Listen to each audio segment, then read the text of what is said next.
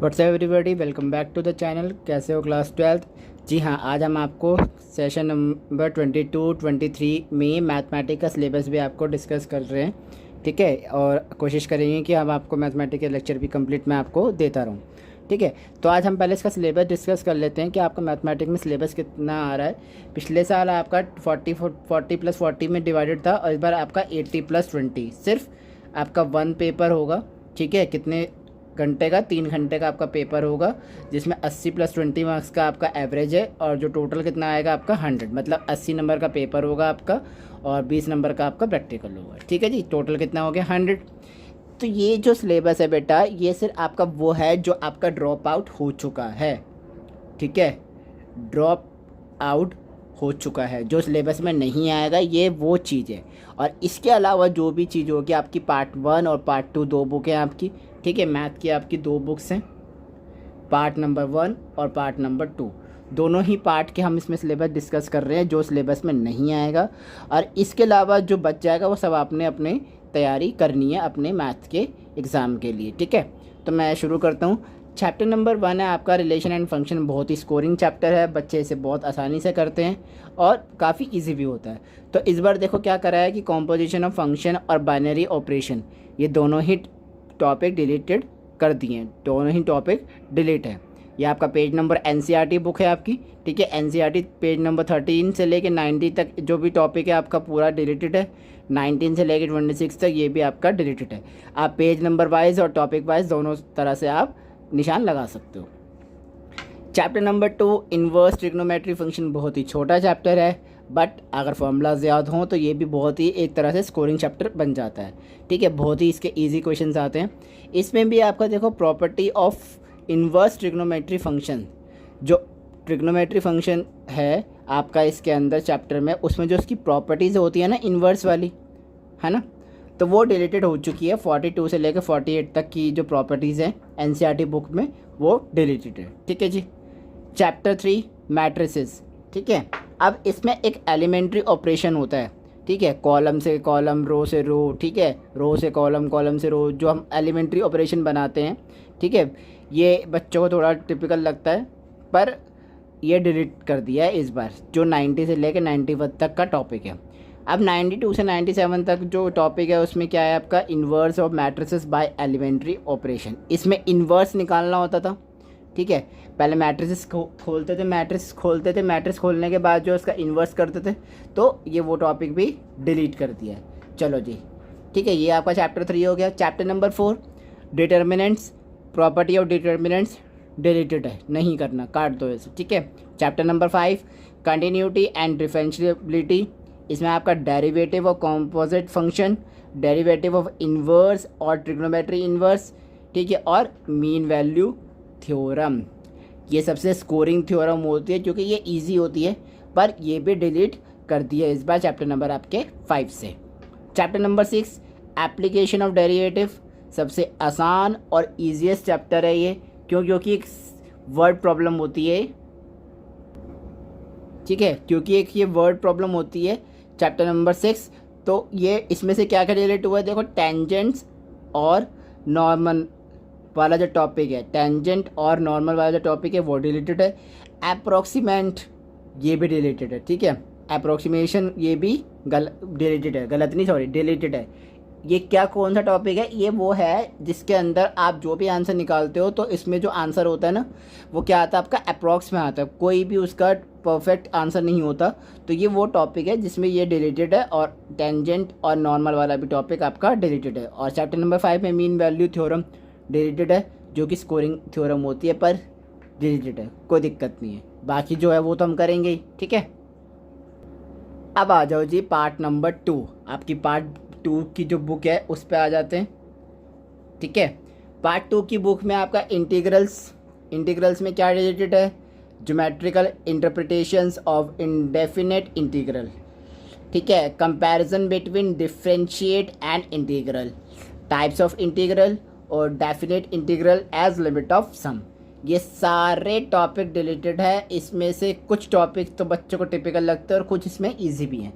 तो as per the CBSE rule जो भी डिलीटेड है आपने नहीं पढ़ना है, आप पेज नंबर वाइज और टॉपिक वाइज डिलीट इसे कर दीजिए, अपनी बुक में कट मार लीजिए। चैप्टर नंबर 8 363 से लेके 372 तक सारे टॉपिक रिलेटेड है, ठीक है। कौन कौन से? The area of region bounded by a curve and line और area between two curves.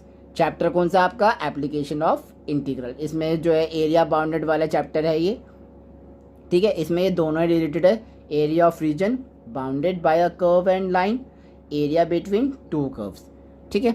Next chapter पे चलते हैं। चैप्टर नंबर 9 सबसे टिपिकल क्वेश्चन है, बट हाईएस्ट मार्क्स में आता है, हाईली क्वेश्चन आता है, ये बहुत आता है इसमें से क्वेश्चन, ठीक है। और इसमें से नंबर भी काफ़ी लिए जाते हैं, करने वाले बच्चे बहुत करते हैं इसे।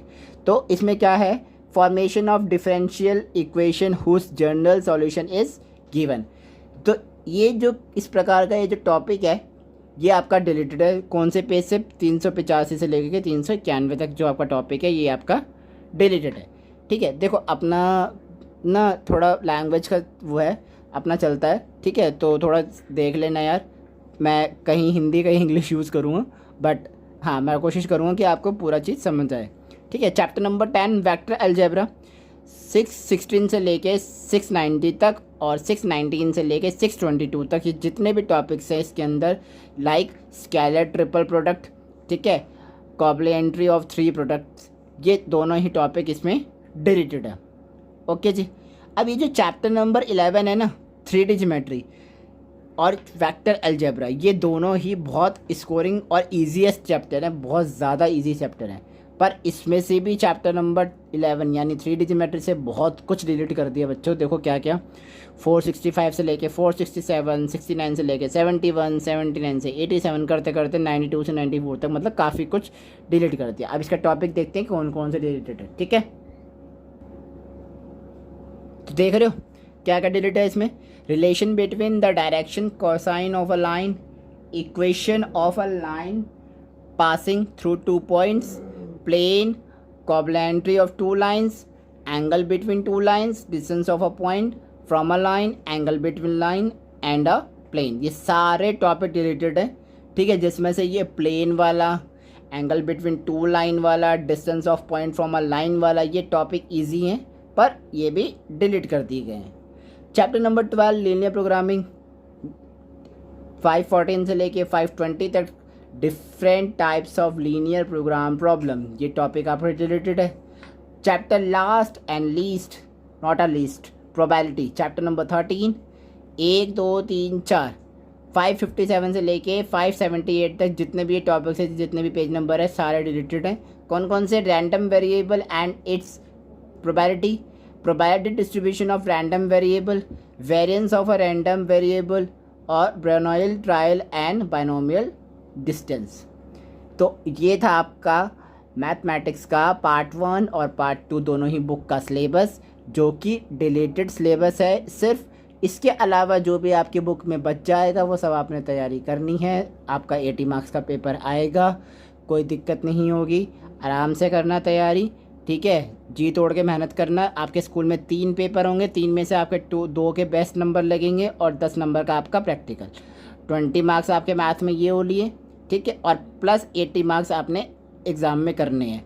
मैं ये जो बता रहा हूँ ये उन बच्चों के लिए है जो सिर्फ पास होना चाहते हैं। बच्चों देखो, अगर आप स्कूल से 20 में से हर किसी को 16 नंबर मिलने ही मिलने हैं, 15 से ऊपर नंबर मिलने ही मिलने हैं, और आप अगर 80 में से 27 या 27 से ऊपर भी ले आते हो ना, तो 27 और 16 कितने हो गए? 7 और 6 13, 3 4 43। 80 में से 43 आपके मार्क्स मैथ्स में कहीं नहीं गए।